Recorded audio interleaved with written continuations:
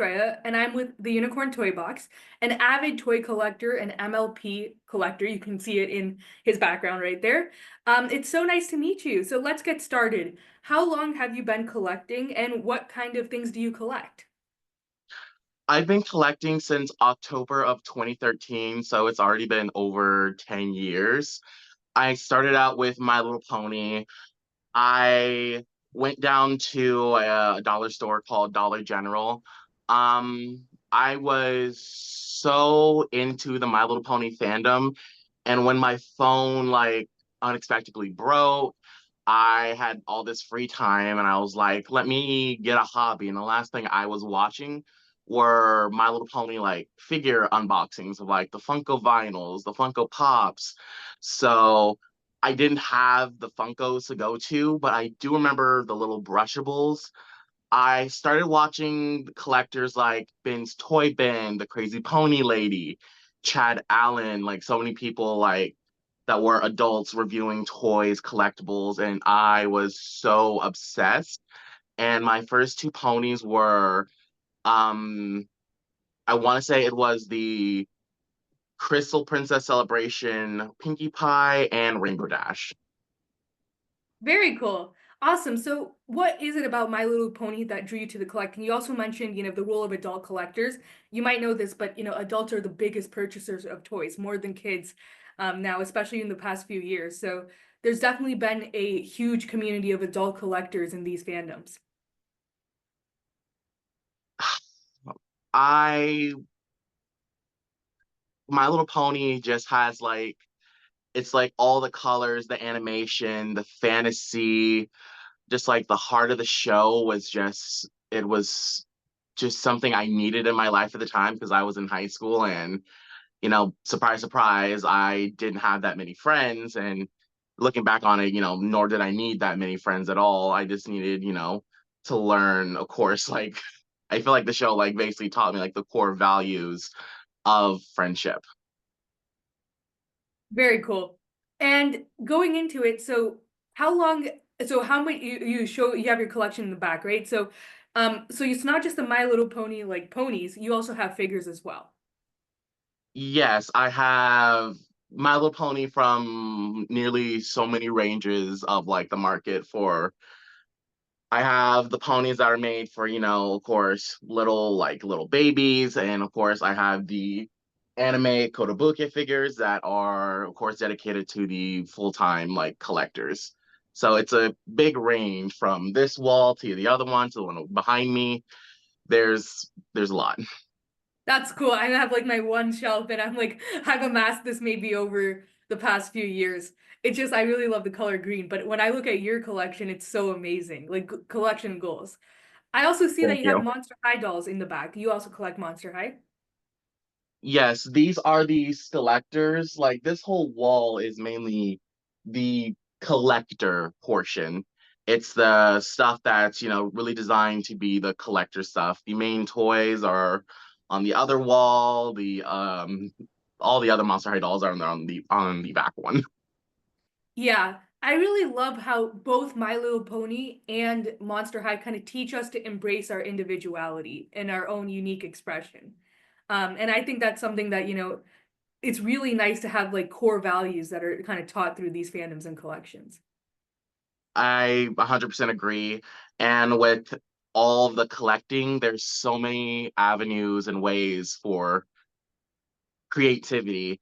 I feel like toys definitely open up a lot of creativity spots from not only with social media, there's also photography, editing. I have just been so obsessed with getting back into photos because, for a while it's been, TikToks, reels and stuff like that. I've been getting back to almost the roots of just photography because early back I was taking photos every day of them. Oh my gosh, yeah, so that's a great chance of a great opportunity for Memoa, right? Where we're all about sharing photos of our collections and the memories and stories. Yeah, So great segue to go into your profile here, which by the way, it's so visually appealing. Like I think about your profile as like one of the prime examples of like an aesthetically pleasing photography based collection. So we'll go ahead and start. So you kind Thank of you. showed, yeah. So you kind of talked about, previously about how you collect the full range, not just like, traditional figures, but you also have the Equestria girls, and then you have the figures, the anime ones you talked about, and the plushies. So do you want to dive deep into any of these and kind of talk more about some of your favorites here? Some of my favorites. It's hard to talk about, my favorite because it's like it's hard to pick a favorite, but since you're right here on the Equestrial Minis, they were an unexpected hit, I feel, with the community back when they first released because they had the average Equestrial dolls, and when they made mini, when you go down to the mini size, it's so hard to, get that level of detail. You see all their clothes are plastic, they're molded on. The only thing you can take off is like probably a hat and the skirt. But these were so cute. I feel like Hasbro really hit the nail on the head with these.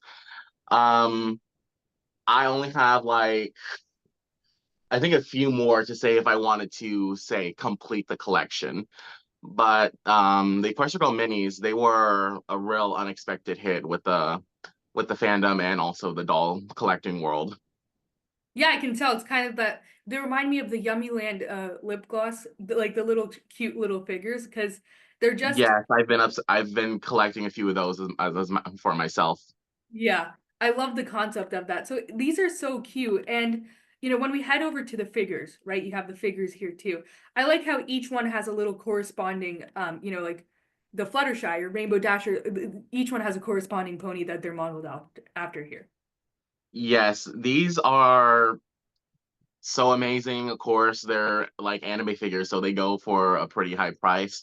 I know recently they've been doing reissues of them, and I know there's going to be a Princess Cadence and a Queen Chrysalis one that is going to be made, so I'm really excited for that. I've been preparing space on my shelf on how to display the Cadence and Queen Chrysalis.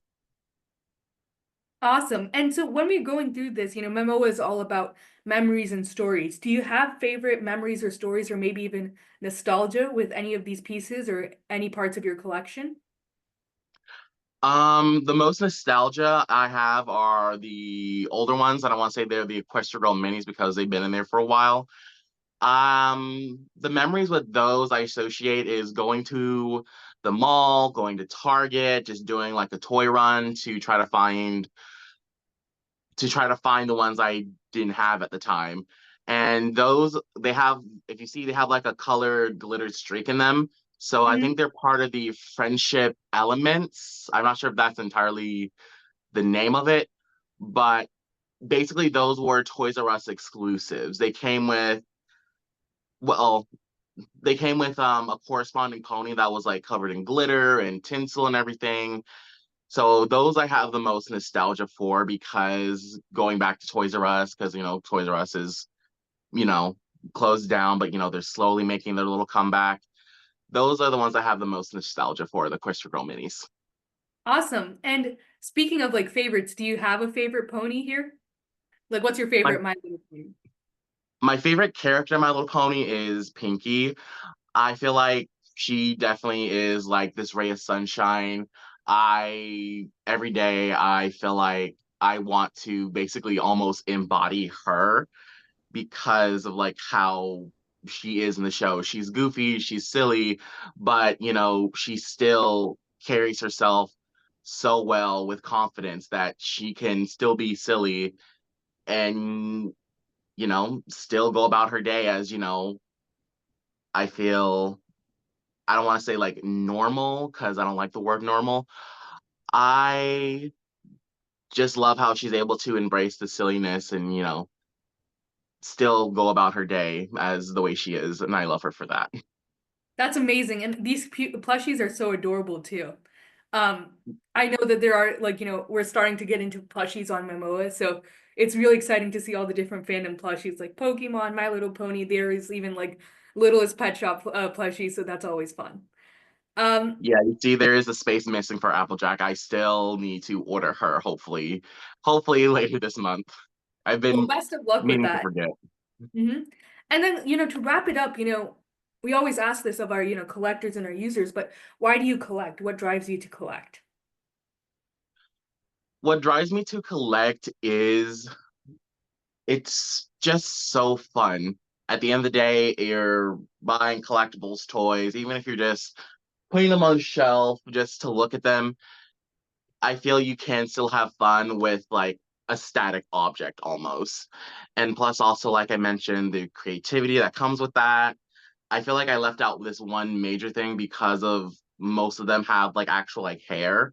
I feel like if you're able to get the dolls to look good with their hair and everything, the creative process, it is just something I almost can't describe. It's relaxing, but also a little thrilling to also like get their hair looking so perfect. Awesome. Well, thank you so much. This wraps up our interview portion. It was great talking to you about